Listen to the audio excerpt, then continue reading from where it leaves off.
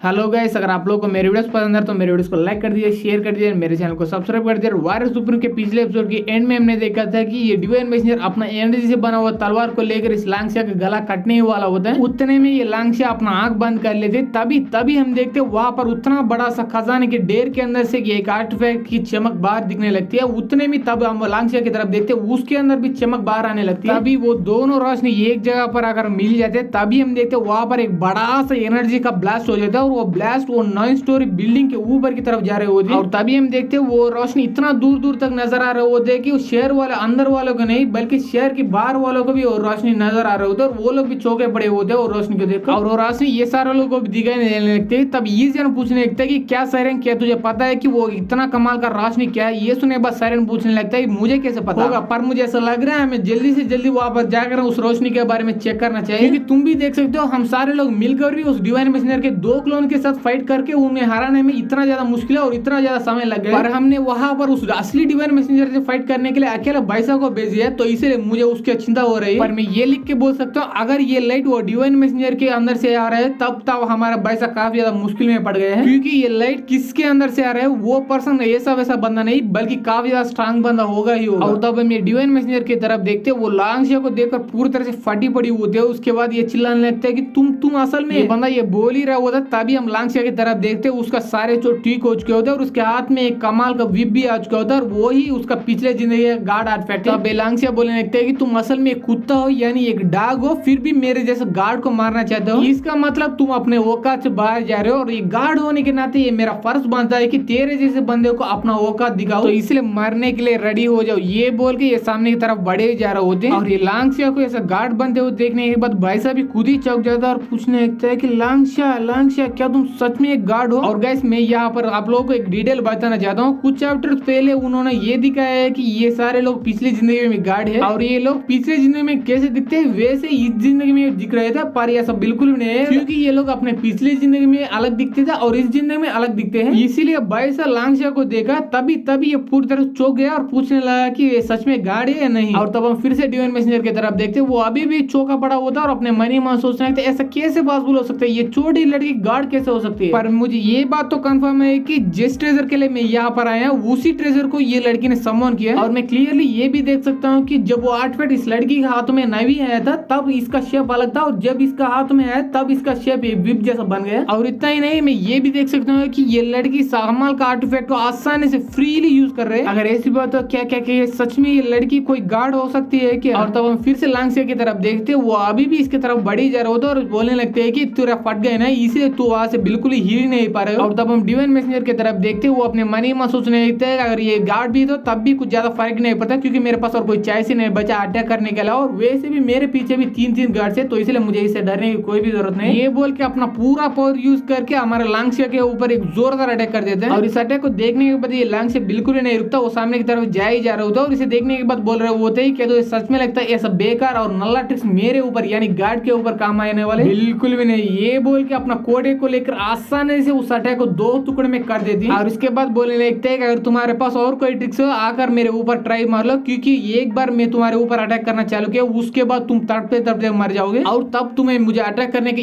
1% का मौका भी नहीं मिलेगा। और ये देखने के बाद सुनने के बाद इस डिवाइन मैसेंजर का पूरी तरह से फट जाती है। इसके वजह से चिल्लाने लगता है कि प्लीज गार्ड टियान लो, मुझे यहाँ पर आकर बचा लो वरना मैं यहीं पर मर जाऊंगा। और ऐसे ये गार्ड टियान लो से और ये हमारे लांगशिया से पूरी तरह से विनती करने लगते हैं और ये बंदा कितना भी भीख मांगी ये लांगशिया भी रुकने का नाम ही नहीं ले रहा और वो गार्ड टियान लो यहाँ पर आने का नाम ही नहीं ले रहा था। और इतना सब देखने के बाद लांगशिया का भी सब्र फाइनली टूट जाती है। इसके वजह से वो नॉर्मल सा अटैक इसके ऊपर कर देती है और वो नॉर्मल सा अटैक ही इतना पावरफुल होता है कि उस अटैक का हवा ही बाहर तोड़ कर आ जाती है उस 9 स्टोर बिल्डिंग को। और ये अटैक की वजह से अंदर की तरफ धुआं आ जाता है और वो धुआं हटने के बाद ये भाईसा अपने मन ही मन सोचने लगता है कि मुझे पूरा तरह से यकीन हो गया ये और कोई नहीं बल्कि मेरे पिछली जिंदगी में एक गाड़ी है। और ये सोच सामने की तरफ देखते हैं तब हम देखते हैं वो लांगशिया के सामने एक बड़ा सा गड्ढा बन चुका होता है। उसी गड्ढे के अंदर उस डिवाइन मैसेंजर का आधा बॉडी कटा हुआ होता है यानी पड़ा हुआ होता है। और तब हमें डिवाइन मैसेंजर की तरफ देखते वो मरते बोल रहा होता है कि ये इम्पॉसिबल है, ये सब पॉसिबल नहीं सकता क्योंकि ये सच में एक डिवाइन पावर है। और इसे देखने के बाद ये भाई साहब बोल रहा होता है कि अबे साले क्या तुझे अभी तक शकता है कि ये लांगशिया सच में गार्ड है या नहीं? पर वो सभी 1 सेकंड के लिए साइड में रखो, मुझे ये बात सच बताओ क्या तुम लोगों को यहाँ पर उस गार्ड टियान लुओ ने बजाया है? अगर सच में उसका मीने नहीं तुम्हें यहाँ पर भेजा तो उसने किस लिए यहाँ पर तुम्हें भेजा। ये सुनने के बाद डिवाइन मैसेंजर हंसते हुए बोला होता है कि ऐसा लगता है तुम लोगों को पहले गार्ड टियान लुओ के बारे में अच्छी तरह से पता है। अगर ऐसी बात है तुम लोगों को ये भी पता होना चाहिए कि गार्ड टियान लुओ को कोई भी हरा नहीं सकता इस पूरी दुनिया के अंदर। और अगर तुम सच में उस गार्ड टियान लुओ के साथ पंगा रहे हो तो उसके बाद तुम्हारे फेट एक ही है, वो है मौत। और मैं मरने से पहले तुम लोगों को एक और डिटेल में बताना चाहता हूँ और वो डिटेल है कि अब गार्ड टियान लुओ का नाम गार्ड टियान लुओ नहीं बल्कि वो लुओ टियान चेन है। और ये बोले तुरंत बाद वो वहीं पर मर जाता है और वहां पर से पूरी तरह से कम्प्लीटली गायब हो जाते हैं। ये सुने भाई साहब अपने मन ही मन सोच रहे थे कि एक सेकंड वो टियान लुओ ने अपना नाम बदल के लुओ टियान चेन रखनी है, पर ऐसा क्यों। और इस बंदे की ये बात सुनने के बाद मुझे ऐसा लग रहा है हमें मारना उसका मेन मकसद नहीं बल्कि उसका मेन मकसद कुछ और है। और हम सारे गार्ड्स को मार के ये डिवाइन रेलम को कब्जा करने उसका मकसद का पहला स्टेप है और दूसरा स्टेप और तीसरा स्टेप के बारे में हमें पता करना पड़ेगा। और तब ये लांगसियस बाइसा के पास आकर पूछते हैं कि बाइसा तुम्हें गार्ड टियान लुओ के बारे में कैसे पता, और अगर हम तुम उस बंदे का नाम भी जानते हो तब भी तुम कोई नॉर्मल बंदा नहीं रहोगे बल्कि कोई खास बंदा ही होगा, तो इसलिए मुझे साथ साथ बताओ तुम असल में कौन हो। ये सुनने के बाद बाइसा मुस्कुराते हुए बोला होता है तुम्हें इतना ज्यादा डिफेंसिव और घबराने की कोई भी जरूरत नहीं क्योंकि मैं तुम्हारे एनिमी नहीं बल्कि मैं ही वो गार्ड ऑफ कुकिंग। ये सुनने के बाद लांग से खुश हो जाते और बोलने लगते हैं गार्ड ऑफ कुकिंग क्या तुम सच में जिंदा हो। अगर ऐसी बात तो काफी अच्छी बात है क्योंकि मुझे पहले ये लगा था कि उन कमीने ने मिलकर तुम पूरी तरह से जान से मार डाला और तुम्हारे सोल को भी पूरी तरह से डिस्ट्रॉय कर डाला। ये लोग ये बात कर ही जा रहे हो तभी ये सारे लोग वहां पर आ जाते तब ये ईजियन पूछने लगते भाई साहब तुम्हें इतना चोट कैसे लगा और क्या वो डिवाइन मैसेंजर यहाँ से भाग गए या अभी तक वो यही पर है। अगर वो यही पर है तो हम सारे मिलकर उसके साथ फाइट करेंगे। ये सुनने के बाद ये लांग से बोलने लगते ईजियन तुम्हें इतना ज्यादा चिंता करने की कोई भी जरूरत नहीं क्योंकि उस डिवाइन मैसेंजर को मैंने ऑलरेडी मार डाला। तब भाई साहब बोलने लगता है हाँ ईजियन यहाँ का बैटल पूरी तरह से खत्म हो गया और मुझे ये भी खुशी है कि तुम लोगों को कुछ भी चोट नहीं लगा और तुम लोग यहाँ पर सही सलामत आ गए।